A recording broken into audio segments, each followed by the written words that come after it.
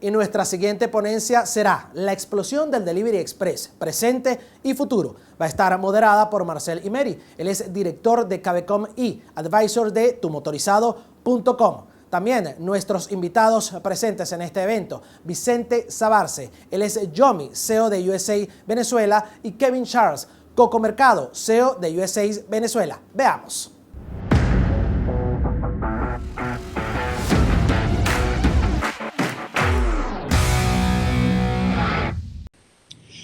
Bueno, ¿cómo están? De verdad que es para mí, Marcel Imeri, director de la Cámara de Comercio Electrónico de Venezuela, es un verdadero placer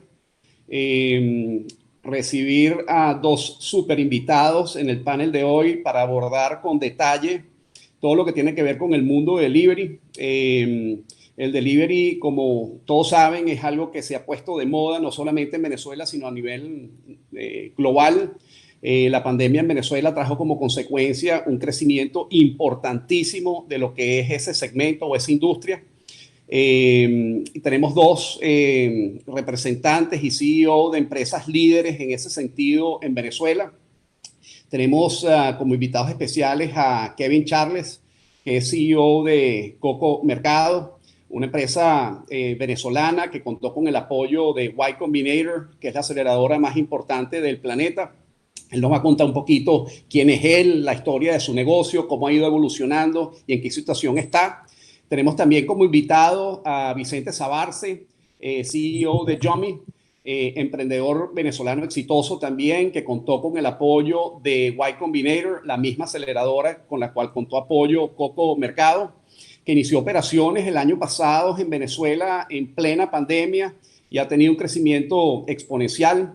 Ambos emprendimientos son emprendimientos que de verdad ejemplares en el sentido de que no solamente lograron el apoyo de una aceleradora importantísima del mundo que es Y Combinator, sino que además tuvieron la oportunidad de levantar capital para poner en marcha sus negocios en Venezuela y ahora están escalando exitosamente a nivel regional.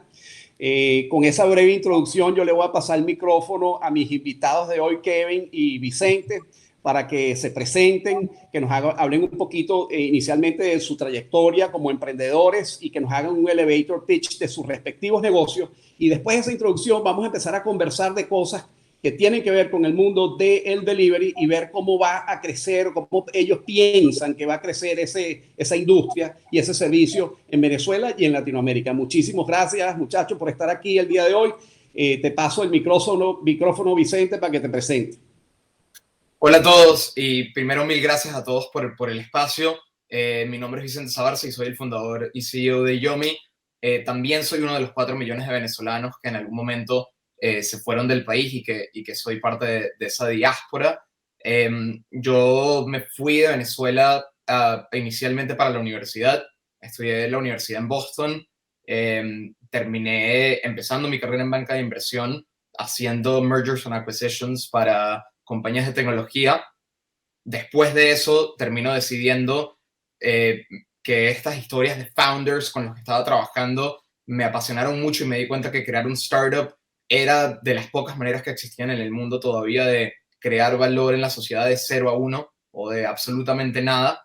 Y decido meterme en startups a trabajar. Empiezo en Wayfair.com, trabajé en Getaround, que era la compañía de básicamente un Airbnb para carros. Y luego, lo más relevante para Yomi, antes de Yomi probablemente, es Postmates, en donde terminé liderando todo el equipo de adquisición de usuarios a nivel nacional e internacional, que nos terminó comprando Uber Eats y básicamente fue la compañía de delivery más grande de lo que sea en Los Ángeles, Miami y otros lugares del West Coast.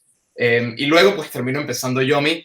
Yomi es el super app de Venezuela. La idea es ser el mejor amigo del hogar venezolano. Empezamos como un food delivery app, pero se convirtió en este super app en el que lo puedes hacer todo. Terminamos lanzando Yomi Rides también, que la idea es que sea la solución de transporte más instantánea, segura y, digamos, inmediata para el venezolano en todas las ciudades del país. Y tenemos una última línea de negocios que hemos lanzado recientemente que se llama Yomi Rocket, que básicamente es un supermercado totalmente verticalmente integrado que entrega en menos de 15 minutos. Es decir, desde nuestros propios dark stores, con nuestro propio inventario, hacemos entregas en menos de 15 minutos de hasta 2000 SKUs, y con esto hemos decidido incursionar internacionalmente, y hoy estamos en Perú, estamos en Chile, a través de una adquisición de un super app en Bolivia, estamos en Bolivia también, y estamos pues por lanzar 2 países más que se los dejo de sorpresa en los próximos meses. Pero bueno, un placer y encantado de estar con ustedes. Excelente, Vicente, te lo felicito de verdad. Desde el directorio los felicitamos por todos esos logros. Kevin, te paso el micrófono para que te presentes, hables un poquito de tu trayectoria como emprendedor y de Coco Mercado. Claro que sí, Marcel. Muchísimas gracias de nuevo por la presentación. Un gusto estar aquí contigo y con Vicente. De verdad es un gusto compartir este panel con ustedes dos. Soy el cofundador y director general de Coco Mercado. Coco Mercado es una plataforma que le permite a la diáspora venezolana enviar mercados completos y medicinas a sus familiares en Venezuela. Yo soy inmigrante también, que emigré de Venezuela hace 8 años, resido en Nueva York. Y desde entonces, junto con mi hermano, hemos emprendido en el mundo de la tecnología financiera. En aquel entonces empezamos con una casa de cambio de Bitcoin para permitirle a las personas enviar remesas hacia Venezuela en forma de Bitcoin. Pivoteamos a un modelo que fuese de mayor aceptación por mercado masivo, y así llegamos a Coco Mercado, un modelo de marketplace que le permite, bueno, a la diáspora. Tenemos clientes en más de 100 países, principalmente Estados Unidos, España, Chile, pero venezolanos en cualquier país del mundo pueden bajar la aplicación, seleccionar la ciudad donde se encuentran sus familiares, agregar productos, hacer mercado, pagar, y con Cele, con tarjeta débito, crédito, con PayPal, desde cualquier parte del mundo, y en 24 horas unas personas con unas camisetas verdes de Coco se presentan a la casa con el mercado. Y bueno, es una especie de carta de amor de los migrantes hacia madres, abuelas, familiares, personas que uno quiera expresarle una especie de gratitud, otra forma de estar presente, básicamente. Excelente, Kevin. Muchísimas gracias por presentarte, por hablarnos o darnos el elevator pitch de tu negocio. Tú sabes, vamos a estar hablando evidentemente de delivery, pero también quiero hablar un poquito de emprendimiento, ¿no? Porque una de las cosas que he conversado con ustedes es que tenemos que promover, pues, que el emprendedor venezolano no ponga en marcha negocios solamente enfocándose en el mercado venezolano, sino enfocándose en soluciones que resuelvan un problema, un pain point venezolano, pero que a la vez tenga potencial de convertirse en negocios regionales y, ¿por qué no, globales, ¿no? Entonces, para empezar a hablar un poquito de emprendimiento, me encantaría que los dos me comenten, pues, cómo nace la idea, cuál es el pain point que ustedes identificaron, cuándo nace ese proyecto y cuáles fueron los desafíos que ustedes tuvieron que sortear para poner sus emprendimientos en marcha. Comenzando contigo, Vicente. Sí, el pain point, de hecho, básicamente, cuando empieza la dolarización, yo la empecé a ver de cerca, porque la idea de una plataforma de delivery o de un comercio online más fuerte, o un lugar en el que lo puedas hacer todo, estaba en mi cabeza desde el 2017, pero antes de la dolarización, digamos, un negocio que requiere mucho volumen de órdenes con un margen muy pequeño, y eso con una moneda no estable sencillamente no era viable.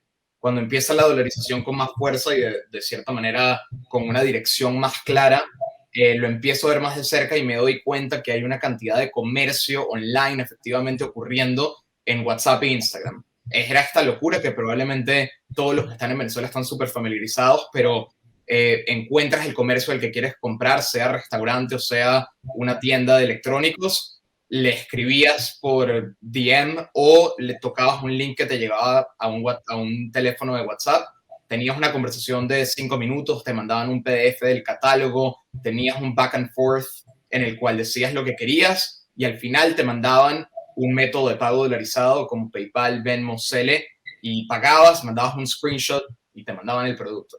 Y todo este proceso es largo hasta de explicarlo en este momento yo con ustedes, ¿no? Y básicamente me doy cuenta que hay un comportamiento que ya existe, que ya la gente está haciendo delivery y sin darse cuenta están comprando online, a pesar de que no es realmente online o de la manera seamless en la que estamos acostumbrados en, digamos, una Amazon, ¿no?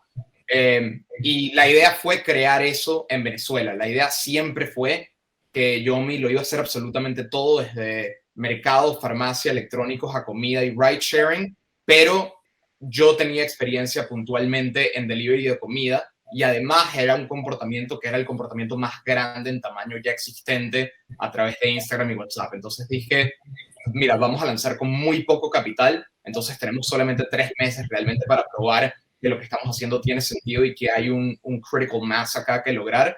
Vamos a lanzar con delivery de comida, que es en donde sentimos que tenemos un unfair advantage o una ventaja totalmente mayor a cualquier persona del mercado para escalar lo más rápido posible, y si lo logramos, luego podemos expandirnos al resto de las verticales. Eso fue un poco el pain point que identificamos. Excelente, Vicente. En el caso tuyo, Kevin, ¿cómo nace esa idea? ¿Cuándo la ponen en marcha? Porque fíjate que Vicente pone el negocio en marcha ya concretada la dolarización en Venezuela, ¿no? Pero tú arrancaste desde antes, ¿no? Antes de que llegara esa dolarización a Venezuela, enfocándote en la diáspora que tenía capacidad de pagar con plástico internacional eso que se vende a través de tu plataforma de comercio electrónico, ¿no? Que está enlazada con delivery automático, que son esos delivery boys que están vestidos de verde, que llevan los productos a su casa. Entonces, cuéntanos un poquito del arranque de tu negocio. Claro que sí, Marcel. Eso que tú dices es muy cierto. Nosotros cuando arrancamos en el 2019, enero de 2019, nace Coco. Básicamente ya nacemos de la premisa de que hay una diáspora con un segmento importante de su población ya bancarizada. Entonces, eso básicamente lo hace posible que a través de un procesador de pago internacional puedas empezar a aceptar pagos desde cualquier parte del mundo.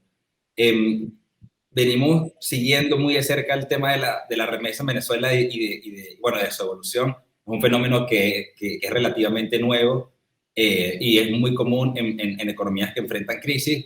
Generan diáspora y esa diáspora, bueno, genera remesas importantes.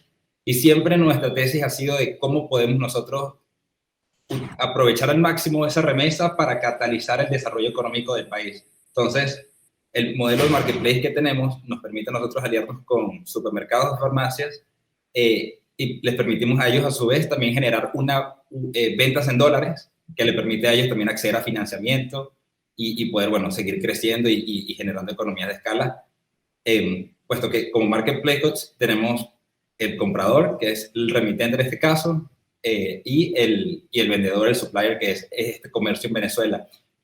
Parte mucho de este tema de que mi familia, muchas personas, mis tíos y mi mamá enviaban cajas de alimentos desde Walmart o de cualquier país en el que estuviesen hacia Venezuela, y por lo general tenían que pagar, bueno, ciertos fees en couriers internacionales y tomaba un par de semanas en llegar. Entonces, con Coco Mercado, la tesis de que te ahorras tiempo y dinero es porque básicamente estás comprando en un comercio local en Venezuela, estás apoyando la economía local, por ende también el producto te va a llegar más rápido porque está en la misma ciudad de tu beneficiario. Y bueno, y a la vez, se va generando este feedback loop positivo para ambos. Sí, interesantísimo. Bueno, yo no sé si ustedes saben, pero uno de los temas que a mí me apasiona muchísimo, aparte del delivery y otras cosas que también hago, es todo lo que tiene que ver con los ecosistemas colaborativos, ¿no? Y ambos negocios de ustedes son negocios que se desarrollan en ese ecosistema, porque fíjense que ustedes están dándole una solución al comprador de comprar online. En el caso de Vicente, más enfocado en el comprador venezolano. En el caso tuyo, Kevin, que el comprador que forma parte de la diáspora, que compran a través de su plataforma productos que llegan a la casa de su gente querida. Están generando oportunidades de trabajo para esos mensajeros independientes que, utilizando una moto, una bicicleta, su carro, se ocupan de llevar esos productos desde el punto 1 al punto 2, ¿verdad? Están ayudando a los comercios a vender más, porque ustedes se convierten en una plataforma como de mercadeo y de ventas o canal de venta para todos estos negocios, y por supuesto están generando también empleo, que son esos equipos de personas que ustedes incorporan en sus empresas, pues para que atiendan todas las necesidades de lo que significa poner en marcha un negocio de esta naturaleza en Venezuela y posteriormente a nivel regional y a nivel global, ¿no? Entonces, quiero hablar un poquito del tema del valor y cómo se le asigna precio, cómo se le asigna valor a ese valor, valga la redundancia, ¿no? Porque suena muy sencillo el tema, pero me imagino que en esas primeras conversaciones que ustedes tuvieron con los mercados, con los clientes, con los restaurantes, etcétera, y decían, mira, yo te tengo que cobrar una comisión por este servicio que te va a prestar, que resuelve todos estos problemas, que va a ser un canal nuevo de venta. Me imagino que hubo mucha fricción y era un tema espinoso el tema del valor y de la comisión que ustedes le cobran a esos comercios. Y si, por ejemplo, le cobran una comisión también a los mensajeros, también, tú sabes, me imagino que podría haber sido un tema complicado. Entonces, ¿cómo se maneja o cómo han venido manejando ustedes el tema del valor y la monetización de ese valor a los efectos de sus respectivos negocios? Vicente, te paso el micrófono. Sí, yo creo que me voy a copiar eso más adelante, Marcel. Cómo le ponemos precio, cómo al valor, el valor del valor. Me gusta, creo que de nuestro lado, efectivamente, nosotros tuvimos la bondad, por así decirlo, de que a pesar de que en papel Yomi empieza en noviembre del 2019, antes de que la pandemia fuera algo tangible, nosotros lanzamos oficialmente, hicimos nuestras primeras 10 órdenes en abril del 2020, en el medio de la pandemia. Justamente en Venezuela, en ese momento, a nivel de comercios, el principio de la pandemia, los comercios les dicen solamente puedes entregar a través de delivery o pickup, y eso llevó a un montón de comercios que eran más grandes de lo que pensábamos íbamos a poder tener al principio, a sentarse a hablar con nosotros y aceptar una reunión. Que creo que son reuniones que quizás no hubieran pasado tan rápido o si no hubiéramos mostrado que ya tenemos un marketplace de, no sé, 100 comercios, ¿no? Comercios como los que te hablo son McDonald's, son Papa John's, que son comercios con los que nos logramos sentar muy, muy early on. El tema de cuánto, yo creo que es un desglose de, mira, tienes uno, los comparables internacionales, de que esto es un modelo que ya existe internacionalmente y que es muy público cuánto cobra cada uno, y es mostrarles, mira, internacionalmente estas son las tarifas, que creo que ya hay, digamos, un precio de ese valor en otros lugares en el mundo y no debe ser distinto en Venezuela, más allá de diferencias tropicalizables. Luego pondría el hecho de Yomi tiene una pasarela de pago importante y un trabajo de fintech importante dentro de sí que le está prestando. Luego tenemos un marketplace en el cual cuantos más comercios tenemos, en teoría más usuarios que compran en otros comercios pueden descubrir el tuyo y eso tiene un valor. Y al principio el valor era menor al de hoy porque hoy en día Yomi tiene más de 500,000 usuarios registrados, ¿no? Y si tenemos más de 500,000 usuarios registrados en Venezuela que se están metiendo en el app recurrentemente, pues tienes una situación en la cual automáticamente yo te puedo traer volumen. Y tu posición dentro del feed y marketplace de Yomi tiene un impacto en lo que estás vendiendo diariamente.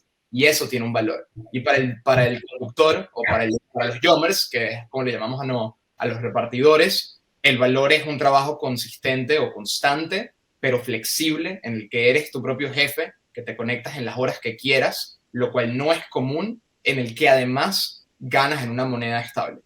Y todo eso tiene un valor para el conductor. Y así es como lo hemos creado y le hemos logrado poner un valor. Creo que es un poco entender el supply and demand y entender, creo que al hacer un estudio, nosotros tenemos más de 1,500 comercios en la plataforma, hemos probado, digamos, cuáles son las comisiones aceptables y hemos entendido muy bien cuál es el margen del comercio venezolano en los distintos rubros. Y de hecho, la comisión no es la misma para el mismo rubro, para todos los rubros, ¿no? Para un supermercado, por ejemplo, Kevin sabe esto muy bien, para un supermercado la comisión que le puedes cobrar es muy distinta a lo que le puedes cobrar a un comercio de comida o a un comercio de electrónicos que está haciendo importaciones. Eso es intrínsecamente verdad, y también dentro del mismo rubro, por ejemplo, comida, la comisión es muy distinta dentro de tickets promedio. Es decir, si eres un comercio de ticket promedio muy bajo que está apuntando a volumen, tienes menor capacidad que un comercio de ticket promedio alto que está apuntando a ser, digamos, un restaurante de sushi de lujo. Pero eso es, digamos, un poco lo que nos permite estudiar cuál es lo máximo que podemos cobrar sin dañar al comercio venezolano, que al final del día queremos que crezcan, ¿no? Y queremos crear valor sin que les afecte su negocio y que crezcamos juntos. Es un poco lo que queremos lograr siempre. ¿Cómo vienen manejando ustedes el tema de valor, Kevin? Buen punto. Coincido mucho con lo que menciona Vicente. En estos marketplaces, nosotros hemos decidido dividir el pricing por categorías, pero para nosotros a nivel general fue muy sencillo presentar una propuesta de valor al cliente porque una vez escuché un versito que decía confundir valor y precio, eso es cosa de los necios. Entonces, lo que a mí me quedó mucho resonando de esa frase es que en nuestro caso, con lo que está, con la alternativa antes de que naciese Coco es, bueno, yo básicamente si quiero enviarle una caja con alimentos a mi familia, o sea, voy de repente a un Walmart, hago una cajita y la envío por mar, y eso tiene, bueno, digamos, sus pros y sus cons. Entre los cons está, bueno, básicamente el costo del envío y el tiempo que se tarda en llegar a eso. Nosotros básicamente entramos con la propuesta de valor de que, bueno, a lo mejor es una gama de productos diferentes que encuentras en el mercado local, cosa que ha venido cambiando con el tiempo.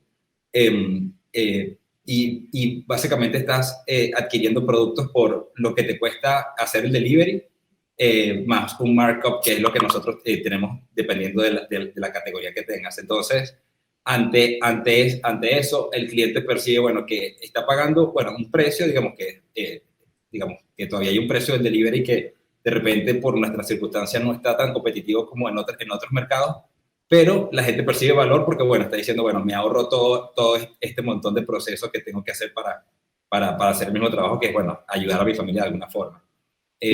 Interesantísimo. Fíjate que son dos modelos totalmente distintos, ¿no?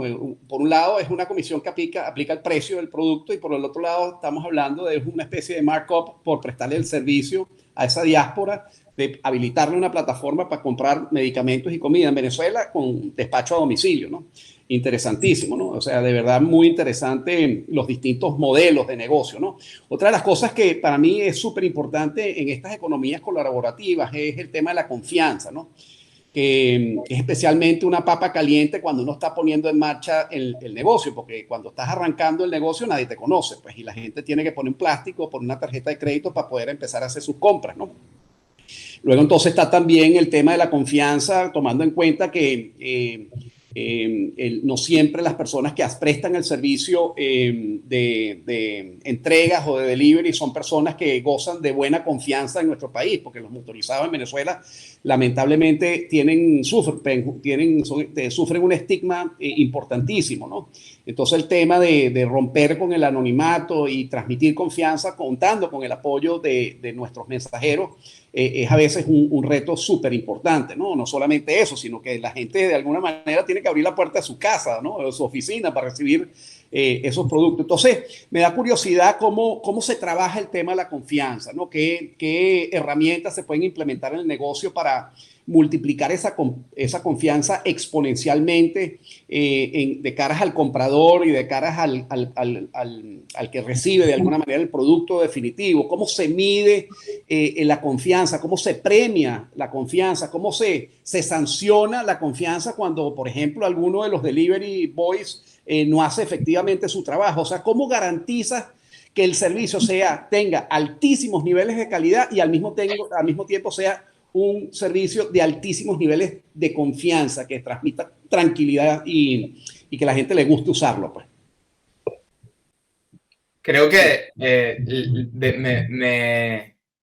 me da risa que hables de la confianza, Marcel, porque nosotros justamente al lanzar o antes de lanzar digamos, el point número 1 por el cual no pudimos levantar capital al principio y por lo cual mucha gente nos dijo no va a funcionar, es por el concepto de la Venezuela peligrosa, ¿no? Y de, mira, wow, como yo no sé si yo quiero que un repartidor random tenga mi dirección, ¿no? Y yo como que, ajá, pero en plan, el de Domino's Pizza también lo tiene, ¿no? Decía yo en mi cabeza. Pero la gente decía, va a venir un extraño y va a saber dónde vivo. Y con ride sharing, cuando, digamos, pichábamos que iba a ser un plan también, era, bueno, ¿y cómo me voy a montar en el carro de un extraño, ¿no? En Venezuela. Y me da risa porque esa era la misma crítica que yo escuchaba de Uber en Boston y en Nueva York. ¿Cómo me voy a montar en el carro de un extraño? Y yo creo que esos temas de confianza resultaron ser temas humanos y no de Venezuela. Y que el tema de la Venezuela peligrosa simplemente era una excusa, creo, que a veces nos ponemos. La realidad es, hoy Yomi ha hecho más de 2 millones de entregas en un año y nunca ha pasado nada, absolutamente nada. Y hemos hecho más de 1 millón de trips en ride sharing y nunca ha pasado nada, absolutamente nada. Ahora, eso sí lleva el hecho de que nosotros hemos tenido que tropicalizar el modelo, ¿no? En Estados Unidos, cualquier persona se puede suscribir a ser, digamos, un conductor de Uber o un repartidor de Uber Eats o de DoorDash y, digamos, te hacen un chequeo de background check rápido electrónico, pero nunca tienes que encontrarte con nadie. En 48 horas estás haciendo tu primera carrera, ¿no? La realidad para nosotros, para garantizar esa seguridad y que no pase nada, sí tuvimos que hacer un proceso de filtro importante. Todos los repartidores y todos los conductores entrevistan con nosotros y tienen que pasar, digamos, por un centro que tuvimos que crear, que es, digamos, un costo adicional para nosotros, pero nosotros estamos claros que hay que garantizar esa seguridad porque el día que no la podamos garantizar es el día que no podemos funcionar en Venezuela, ¿no?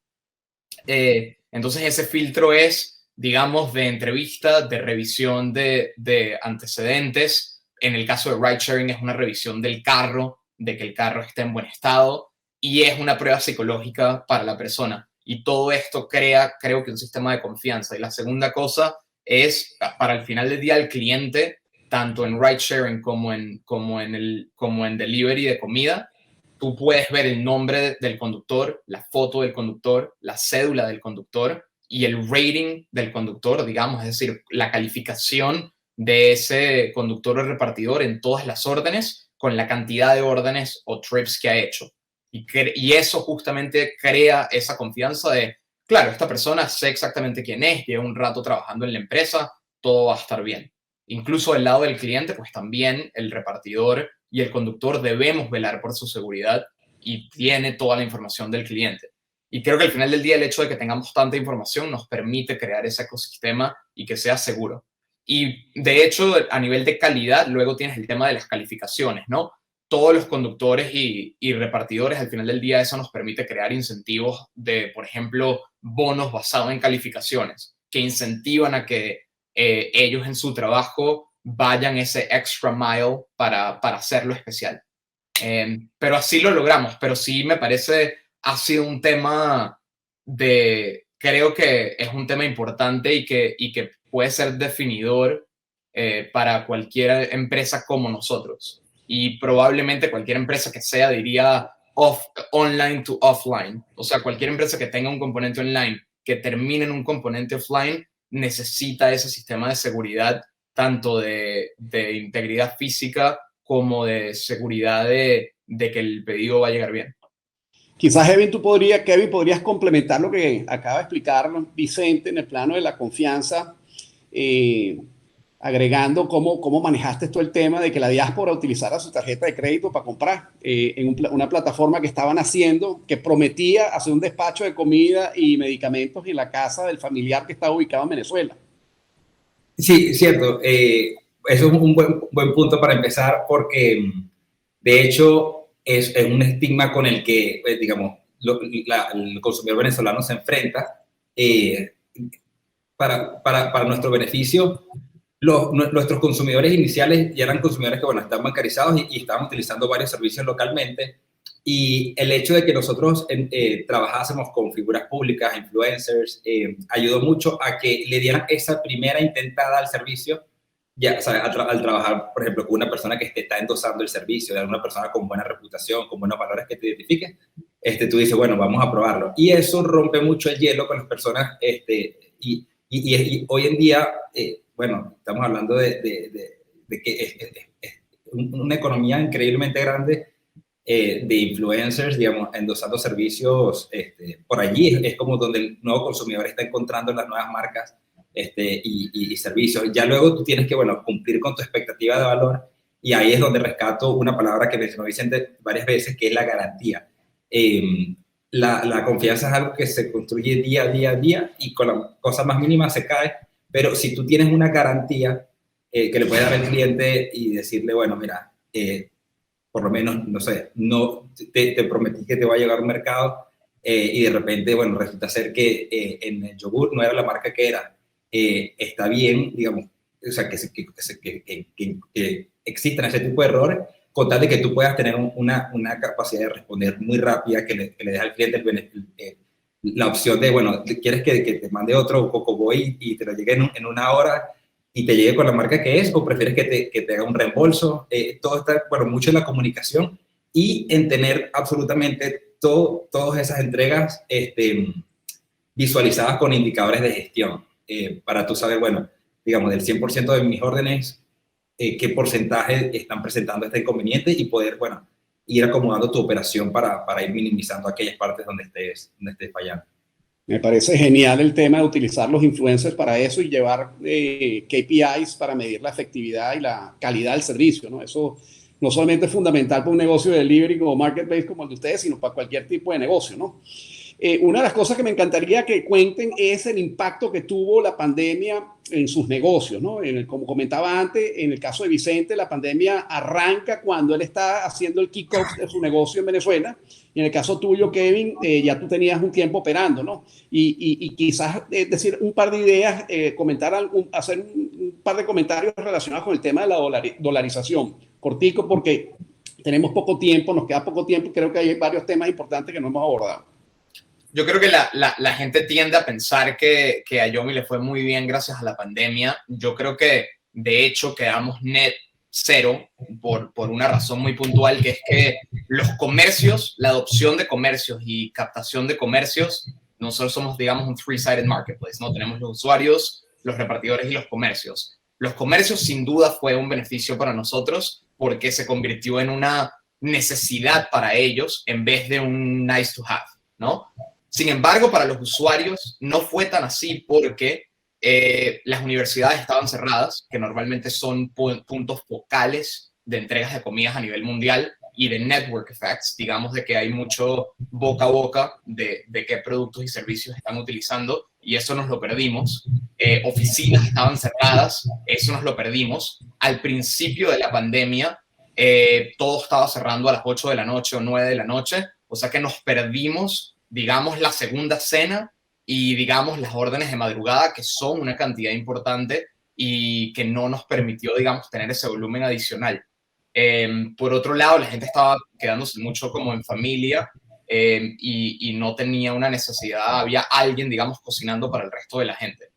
Nosotros creemos que a nivel de usuario perdimos volumen y justamente hoy por hoy vemos que en semanas flexibles y en semanas radicales como se ha movido Venezuela, nosotros simplemente seguimos creciendo sin importar qué semana es y no tenemos un impacto de una semana radical con volumen alto como mucha gente piensa.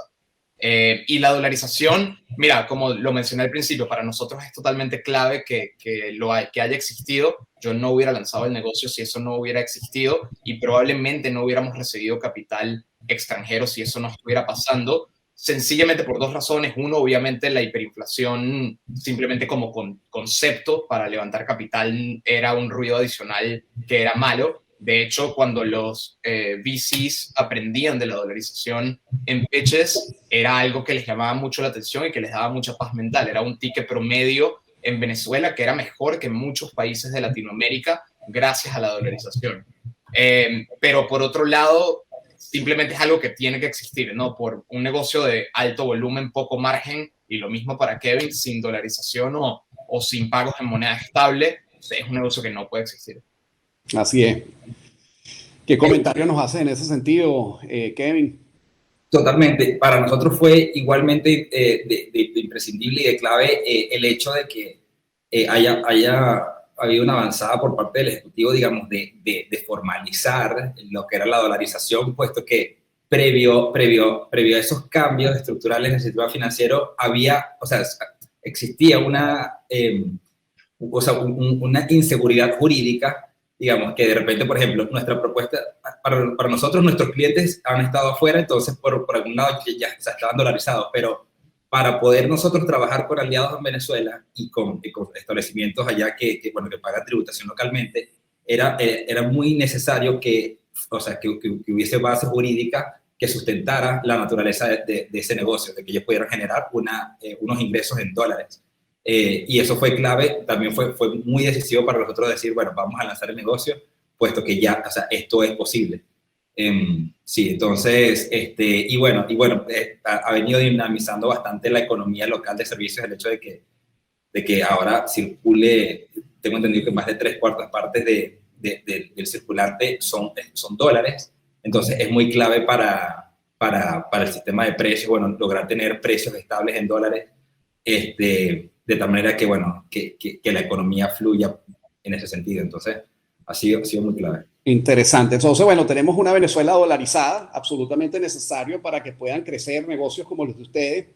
Entonces, me encantaría hablar de medios de pago. ¿Qué medios de pagos han habilitado ustedes en su plataforma para recibir pagos de las personas que compran en su plataforma los productos que ustedes venden? Pero por el otro lado también me encantaría que hablen de cómo le pagan a sus mensajeros, ¿no? Que me imagino que les están pagando también en moneda dura, en dólares, ¿no? Y desde el punto de vista práctico eso puede ser todo un reto.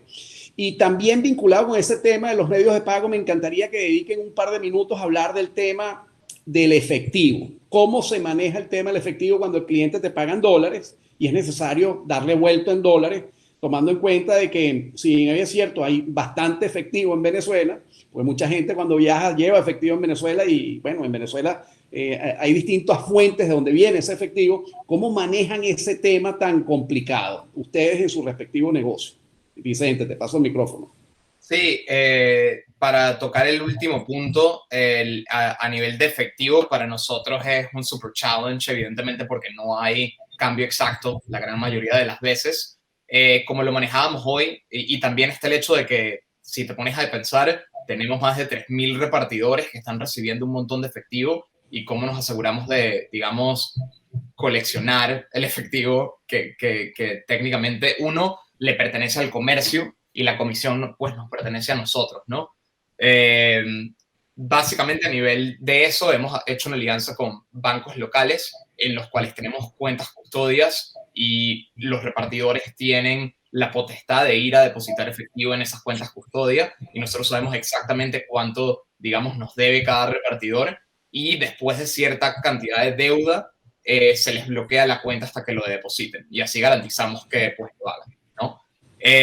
A nivel de vuelto, hoy en día la persona recibe, tenemos el monto total, la persona da el monto total y el repartidor básicamente deposita el monto total y el cliente tiene que escribirnos a través del soporte para recibir su vuelto. Pero esto es para nada efectivo, crea un volumen de customer service muy alto y de hecho estamos por desplegar un cambio en las próximas semanas en el cual el cliente va a decir con qué billete va a pagar, a pesar de si el monto es, por decir algo, si el monto es $17 y el cliente va a pagar con 20, el cliente va a decir yo voy a pagar con 20, Yomi sabe que la orden es de 17 y que se debe un monto de 3 y el conductor verifica que efectivamente el cliente está pagando con 20. Y si no es con 20, el cliente y el conductor deben llegar al acuerdo de cuál es el billete y ambos modificar en el campo cuál es la cantidad de vuelto.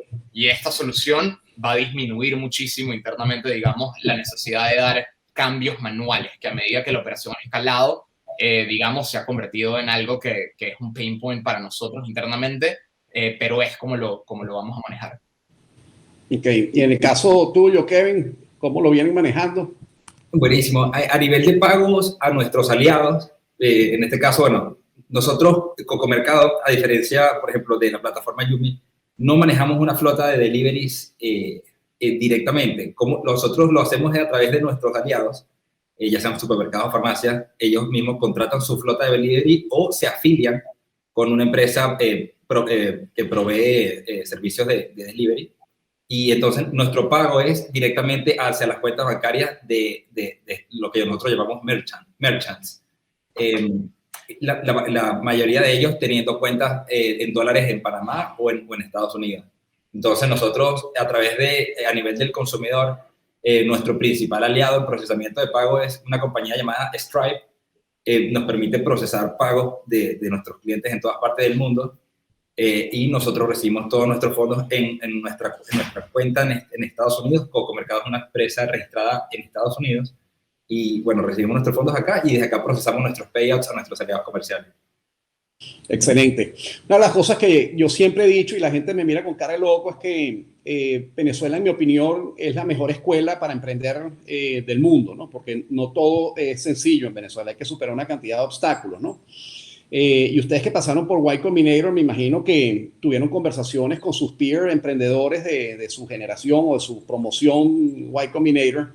Y me da curiosidad qué es lo que ustedes han sacado desde el punto de vista de experiencia como muy valioso de caras a lo que significó poner ese negocio o sus respectivos negocios en marcha en Venezuela. Y ahora en el caso tuyo, Vicente, que estás escalando a nivel regional, ¿qué tan útil ha sido arrancar en el ecosistema venezolano en donde todo es complicado, pero las oportunidades son gigantescas?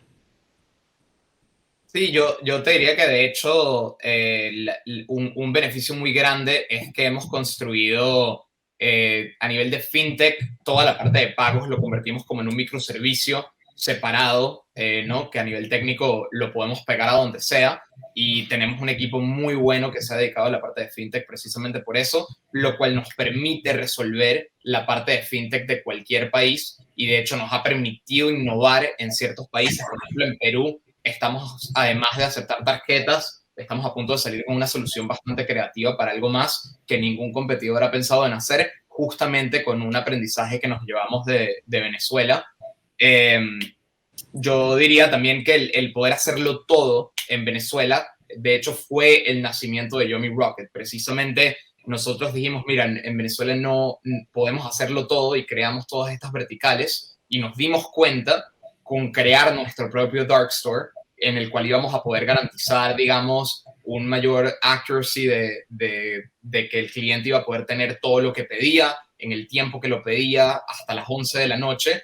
Empezamos a hacer eso y nos dimos cuenta de que era un tremendo negocio y que podíamos garantizar buenos tiempos de entrega, y justamente toda la parte de supermercado que creamos dentro del Super App la terminamos extrayendo, creando un app separado que se llama Yomi Rocket, y con eso entrar al resto de Latinoamérica. Y eso creo que no lo hubiéramos descubierto si no hubiéramos empezado en Venezuela. Quizás si hubiéramos empezado en otro lugar, hubiéramos, por decir algo, tenido una buena experiencia con solo el marketplace de supermercado, y nunca hubiéramos creado nuestro propio dark store, y pues quizás no nos hubiéramos expandido fuera de Venezuela, el resto de Latinoamérica, con esa vertical, o nos hubiéramos expandido solo con comida, lo cual no hubiera sido un diferenciador. Para nosotros eso fue algo muy positivo.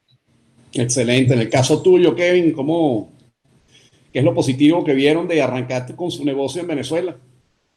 Y una de las cosas positivas que vimos fue que, bueno, Venezuela tiene una mala percepción por parte de, digamos, de personas que han querido hacer negocios, o inversionistas extranjeros han tenido siempre una percepción negativa. Una de las ventajas, de nuevo, fue el tema de la dolarización, de la apertura formal de la dolarización, que fue como que el go de nosotros. Sin embargo, sí, o sea, una de las cosas que vimos, o sea, como o sea, que vemos más importante en Venezuela es que Venezuela es como un canvas en blanco, o sea, no tienes muchos servicios construidos, o sea, hay mucha necesidad de nuevos servicios y nuevos productos en el mercado, entonces te da una capacidad de experimentar que de repente no puedes tener en otro mercado que esté excesivamente regulado. Entonces, eso de verdad que es una cosa que es de aplaudir, que está pasando actualmente en la economía de Venezuela. Es un buen laboratorio, entonces, Venezuela. Un laboratorio. Yo creo que esa frase resume perfecto. Es un buen laboratorio del cual, si puedes sacar experimentos, o sea, tan novedosos que luego puedes, expandir hacia otros mercados desde allí. Correcto. Vamos a cerrar con las últimas dos preguntas, ¿no? Una tiene que ver con capital y otra tiene que ver con el futuro del comercio electrónico en Venezuela, ¿no?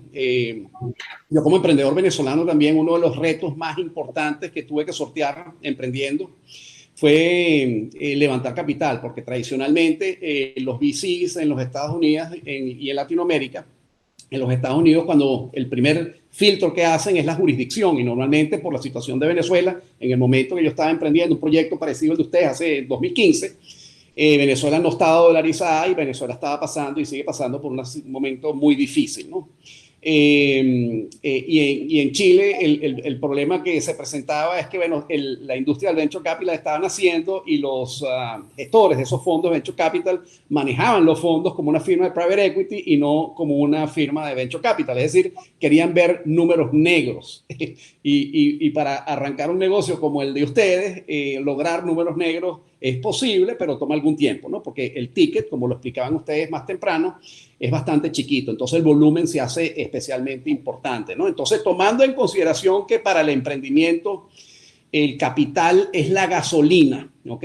Y como un carro, bueno, si a un carro se le acaba la gasolina, se apaga el carro. Pues, ¿qué consejos ustedes le pueden dar a ese emprendedor venezolano que tiene una brillante idea, que la está poniendo en marcha en Venezuela con potencial de convertirse en un negocio regional?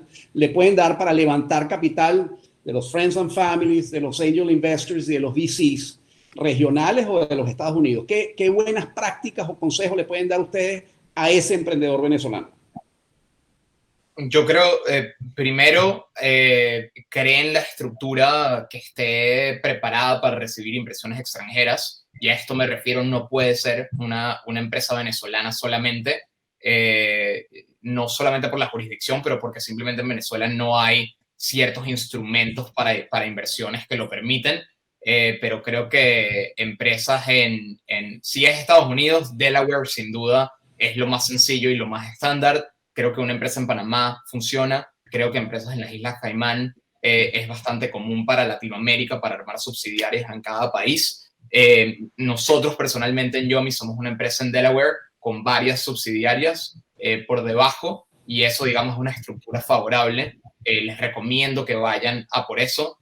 Consíganse un buen abogado a nivel de estructura legal desde el principio. O sea, no usen un servicio online de crear mi empresa.xz.com, ¿no? Lo pueden usar, pero si lo hacen para salir rápido, inmediatamente la semana siguiente díganle a un abogado, arréglenme esto, ¿no? Es muy, muy importante no tener lo que yo llamo deuda legal. Similarmente como quizás han escuchado sobre deuda técnica, digamos, no desarrollar las cosas apropiadamente y escalablemente, la deuda legal es real, no la tengan. Puede matar el negocio realmente.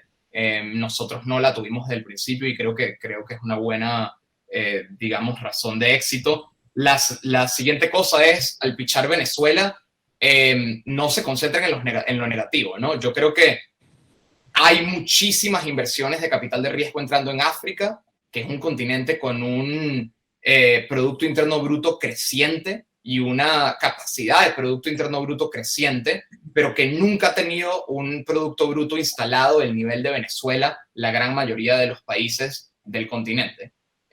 Venezuela es un país que tuvo un Producto Interno Bruto enorme y que sí decayó, pero que la capacidad instalada sigue estando. Y eso es muy real y es totalmente lograble que le abran los ojos a los inversionistas internacionales de que eso está, y es cuestión de tiempo de que vuelva, independientemente de situación gobierno, ¿no? La otra situación importante es, sin importar la existencia de gobiernos autoritarios y posición política, las necesidades básicas son cosas que deben existir, ¿no? En el caso de Yomi, la gente quiere pedir delivery de comida, quieres poder moverte cómodamente y quieres tener acceso a, digamos, productos y servicios básicos a nivel de comercio online. Y en lugares como China o muchísimos otros lugares con gobiernos autoritarios, todo funciona perfectamente bien y digamos, negocios como los nuestros pueden existir, ¿no? Y como les digo, más allá de situación política, yo creo que el movimiento económico de startups no debe detenerse, y eso es algo que inversionistas externos van a entender. La siguiente cosa es el tamaño del país a nivel de pitch, ¿no? Son 30 millones de personas, pero hay una diáspora importante que envía remesas al país, y esas remesas tienen un número calculable que mueve, digamos, la economía, sobre todo a nivel de consumidor. Les diría que eso es una buena manera de pensar en Venezuela. Sin embargo, también les diría que es el mejor momento para ser un founder en Latinoamérica. la cantidad de fondos de capital de riesgo que han entrado en Latinoamérica este año, si no me equivoco, es 5 veces más grande la del año pasado, la cual es 5 veces más grande que la del año anterior. Y digamos, esto continúa creciendo y yo creo que más que negocios de Venezuela para Venezuela, piensen en negocios de Venezuela para Latinoamérica y de Venezuela para el mundo. No necesariamente tienen que ni siquiera operar en Venezuela, pero lo pueden crear desde Venezuela. Y yo creo que se puede crear un ecosistema de startups bastante interesante de esa manera. Y por último, a nivel de consejo, les diría, consejo de emprendedor a emprendedor, la gran mayoría de los negocios, de los startups, no se mueren por falta de capital, no se mueren por competencia, se mueren porque los founders se rinden y los equipos se rinden. Si ustedes de verdad creen que son el equipo correcto para la idea correcta y creen que hay product market fit, sencillamente no se rindan, porque es la razón número 1 de muerte de un startup. Excelente, Vicente. Muchísimas gracias por tus consejos. Kevin, ¿cómo ves eso? No, también lo veo muy clave, punto que mencionó Vicente, de seguridad jurídica. Asegúrate que tu negocio esté registrado en un sitio que sea, o sea, que le haga al inversionista, en este caso de riesgo, la vida fácil. O sea, el trámite es súper fácil porque es una de las cosas que más consume tiempo. Es solamente estar estructurado de una mala manera, te puede cerrar muchas puertas a la hora de levantar capital para tu proyecto. Ahora, yo agregaría que especialmente en etapas tempranas, no poner el capital como algo que te impida ejecutar. Si de repente estás en un negocio que necesita un capital alto para poder empezar, trata de deconstruir la idea a lo mínimo posible que tú puedes hacer, digamos, con unos cientos de dólares para validar tu hipótesis, generando lo que se llama tracción, digamos, validación por parte de clientes reales de que están dispuestos a pagar por consumir tu propuesta de valor. Y en la medida que tú puedas mostrar una curva hacia arriba, hacia la derecha y hacia arriba, hacia los inversionistas, bueno, esa es la mejor señal que puedes dar para digamos, de que lo que tú estás haciendo está funcionando. Y entonces, independientemente del mercado en el que estés, entonces, claro, hay que saber defender el mercado, ver el mercado como el que uno está operando, tener esa visión de minimum viable product, de, bueno, ¿qué puedo hacer yo ahorita para empezar? E ir escalando de ahí en adelante. En el caso de Cocomercado, yo y mis socios, de hecho, desde que nos mudamos a Nueva York, en el 2013 hemos venido tratando de levantar capital y no fue sino hasta Y Combinator, que fue nuestro primer cheque después de hablar con cientos de inversionistas. Y la diferencia fue que al momento que llegamos a Y Combinator, ya habíamos lanzado 6 meses anterior el MVP, el Minimum Viable Product, y teníamos tracción, y fue la mejor carta de presentación que tuvimos ante esa aceleradora.